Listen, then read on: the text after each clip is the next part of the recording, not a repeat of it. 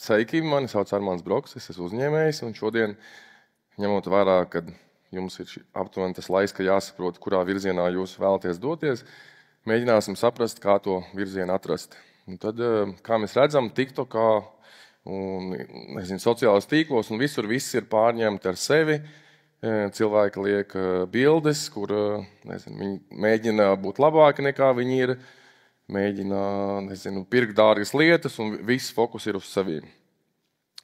Un arī īstenībā pētījumos ir redzēts, ka 83% valstu vispār šis individuālisms ir kaut kas, ko mēs novērojam. Un, ja godīgi, tad arī es esmu bijis labs piemērs tam. Jā, tad attiecīgi mans arī mērķis bija, pirmais lielais mērķis bija nopelnīt tik daudz naudas, lai nekad vairs nav jāstrādā.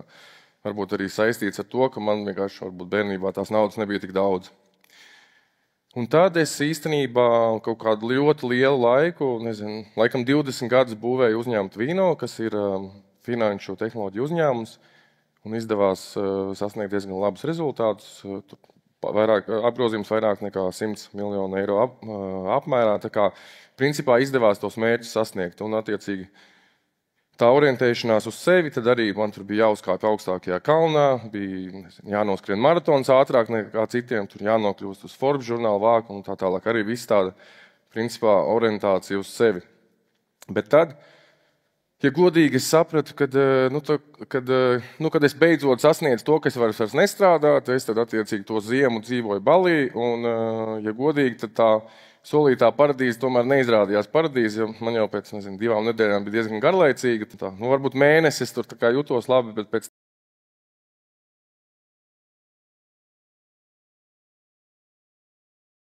un es īstenībā redzu kaut kādu līdzību arī dabā.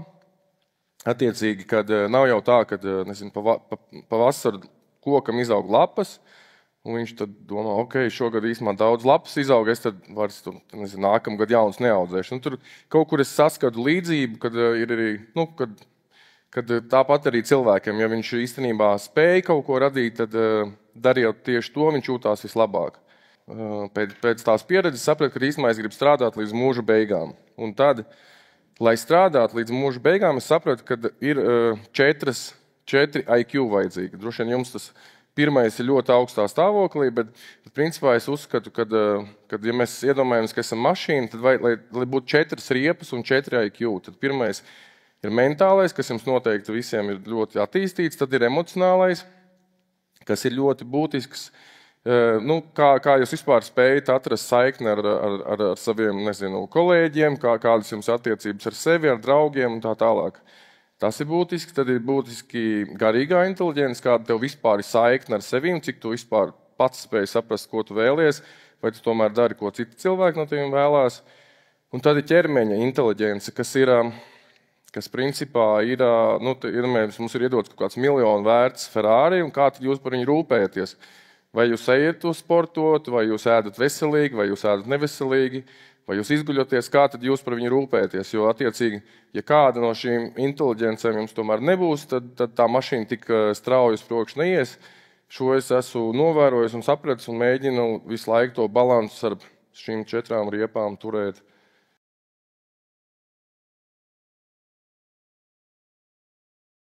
Es viņu atceros ar tādu labu sajūtu, jo tā bija tāda pirmā pieredze, kur es sapratu vispār, kā tās hierarhijas strādā. Attiecīgi, tie, kas tikko sāk strādāt, viņiem bija tur zili krekli, tad tie, kas jau kaut ko bija sapratuši un jau spēja labāk strādāt, viņiem bija tādi sarkanie, viņi bija instruktori, un tie, kas bija pavisam labi, tie bija menedžeri, un tad bija interesanti vērot, kas ir tās īpašības, kur dēļ tie cilvēki tiek paaugstināti amatā, un kā atkal tie menedžeri tiek galā ar tiem pārējiem. Tā kā tas jau bija tāds, jau 17 gados es aptuveni sapratu, kas ir tās īpašības, kas tevi kaut kādā ziņā ceļ uz augšu, un arī, man liekas, ka daudz pētījumos, droši vien paši esat lasījuši, ir teikts, ka jo tu ātrāk sāc strādāt, jo tev ātrāk rodas izpratne par pasauli, jo ātrāk tev ir konkurēt spēja priekšrocība pret citiem, un ātrāk tu vari doties uz priekšu. Tā kā, ja jūs vēl pa vasarām nestrādājat, tad pēdējais laiks.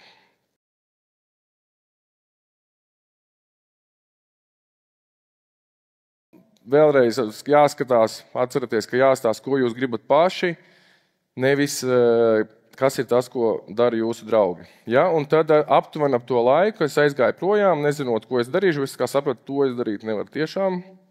Un tad aptuveni to laiku es izlasīju grāmatu Rich Dad Poor Dad. Ir kāds tādu grāmatu lasījis? Evalds ir lasījis. Diezgan daudz īstenībā. Vismaz tie, kas grib būt uzņēmēji, noteikti iesaku viņu izlasīt. Jo, principā, tā grāmata man bija tāds zibens no skaidrām debesīm, ko skolā vispār nemāca. Un tur tā galvenā doma ir tāda, ka, ja tu gribi būt veiksmīgs un kādu naudu nopelnīt, tad tu nevari ne pie viena strādāt. Ja, tad man bija vispār kaut kāds tāds bišķiņa erors galvā, bet ok. Bet, principā, tā galvenā doma tur ir tāda, ka tavai biznesa idejai jāstrādā. Principā, ja tu pie kāda strādā, tad tu esi kāda cilvēka plāns, bet ja tie cilvēki strādā pie tevīm, tad tas ir tavs plāns, un tad tu vari būt veiksmīgs. Ja? Tā kā tas man bija kaut kāds, droši vien, kas mainīja manu domāšanu, un principā, droši vien arī pēc tās grāmatas izlasīšanas nevienu dienu arī vairāk ne pie viena neesmu strādājis.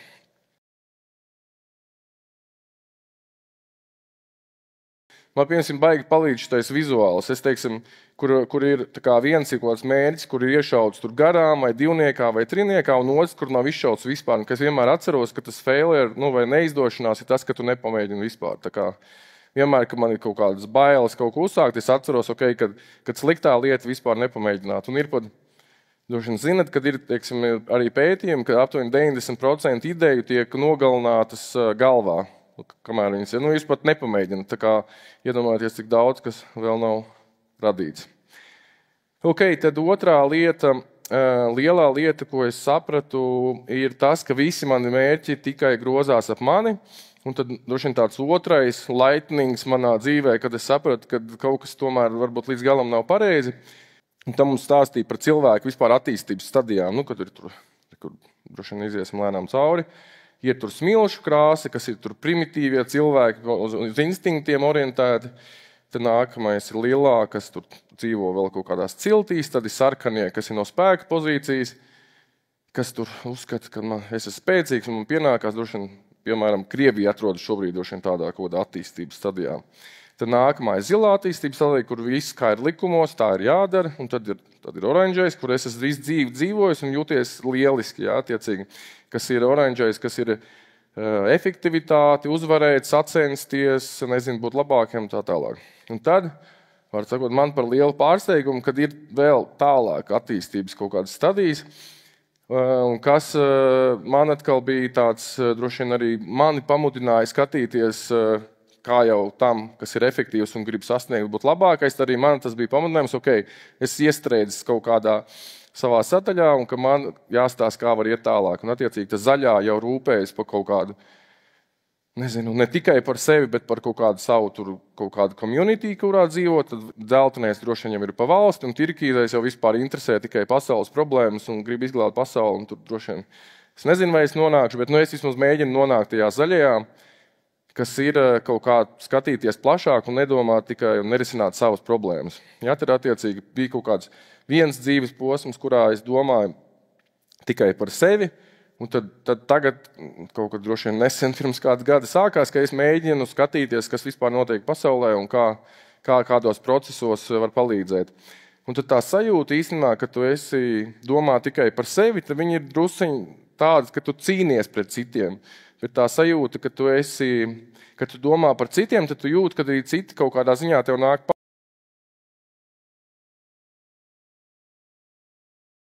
6 rokas spiediena attālumā, tāpēc, ja jūs būsiet uz sadarbību orientēti, tad arī visi šie cilvēki jums palīdzēs, lai jūs varētu piekļūt kādiem vien cilvēkiem klāt vēlaties. Un tad trešais, ko es sapratu, ir tas, ka es gribēju visu uzreiz, ja, bet tad mans labs draugs Kristaps Siliņš, kas, tā kā jūs taisīsiet savus foršos uzņēmumus, jums uztaisīs foršu stratēģiju, viņš ir teicis, ka prioritāte var būt tikai viena. Un es atkal varu izstāstīt, kad izvēlētos virzienu, ko es vienmēr esmu skatījies un kas man ir palīdzējis, ka es esmu sekojis līdz kaut kādiem megatrendiem. Kad es biju jauns, ap 20 gadiem, tad es būvēju visādi, es biju nekustamā īpašumā, es būvēju privātmājas, dzīvokļu mājas un tādas lietas, jo tas bija diezgan sen, bet anyway, tas bija toreiz trends, un ar to varēja nopelnīt daudz naudas, tad es nodarbojos ar to, tad tālāk nāca atjaunojuma energo resursi, kur varēja būvēt visādas biogāzes rūpnīcas, jo valsts deva iepirkuma atļaujas uz 20 gadiem. Un tad nākamais bija, ka bankas pārstāja kreditēt, tad atkal es metos tajā nozarē un diezgan lielu daļu dzīves es pavadīju fintechā, un tagad atkal redzot, piemēram, kad attīstās AI, Evalds arī mums no AI šodien droši vien kaut ko pastāstīs, tad tā ir noteikti kaut kāda lieta, kur es jūsu vietā skatītos, jo principā, ja mēs paņemam AI, tad nav jau tādu ekspertu. Leksim, Latvijā arī varbūt viens eksperts ir Evalds, bet principā, ja jūs sāktu un skatīties un interesēties par AI šobrīd, tad nav tāds eksperts, kas jums jau sēž priekšā un saka, man ir 50 gadu pieredze, es zinu, kā tā viss notiek. Principā, ja jūs sākat šodien ar to nodarboties, tad jūs esat tas eksperts, pie kā visi nāks un prasīs, kā tad mums ko vispār darīt.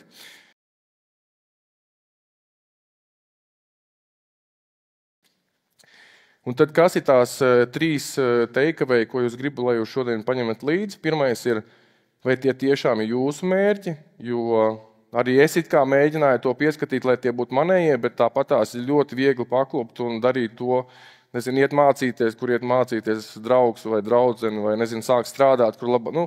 Atsakot, ir ļoti viegli paklupt un paņemt kāda cita cilvēka mērķi. Tad nākamais jautājums, vai visi mērķi ir par tevi, droši vien arī līdzīgi kā mērs iepriekš minēja, kad ļoti būtiski, ka jūs kaut ko darat, kas nav tikai par jums, jo, piemēram, man arī tagad ir dēls, kurš grib studēt Amerikā, un viņš skatās, kāda tur ir kritērija, un principā tur labas izcilas atzīmes ir tikai tā kā checkbox. Tas tā kā īsti nevienu neinteresē. Tur interesē, kāda tev ir sasnieguma sportā, kas tev ir par NVO organizāciju, kādas lietas tu palīdzi pilsētā vai valstī risināt, jo viņi jau saprot, ka visas šīs lietas, teiksim, ja jūs rūpējaties par ķermeni un sportojot, un jums labi sasniegumi, viņi saprot, ka visas šīs lietas strādā kopā, ka tu nevari tikai labi mācīties un cerēt, ka tu tiksi labā universitātē Amerikā, ja būs tāds plāns. Un trešais ir, kādas ir jūsu prioritātes. Ja? Tad atcerieties, ka viņas nevar būt daudz, ka viņas var būt tikai 3 vai labākajā gadījumā 1. Tā kā paldies jums liels. Es ceru, ka tas jums palīdzēs atrast savu virzienu. Paldies!